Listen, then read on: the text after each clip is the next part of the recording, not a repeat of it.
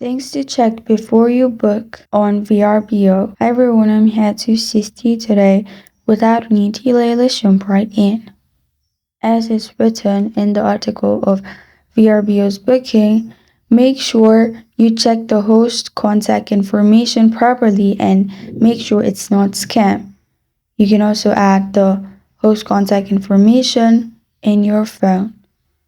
And you can also check the property's address.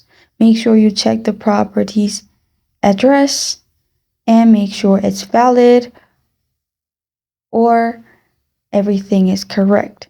Then also the property safety features such as Wi-Fi instructions, access information, and door codes are given to you by the host. And only after that, you book. And these are things to check before you book in Vrbo. Thank you for joining me today. If this video helps you out, please leave a like and subscribe for more. Got a question or want to suggest a topic? Comment below. Thank you for watching.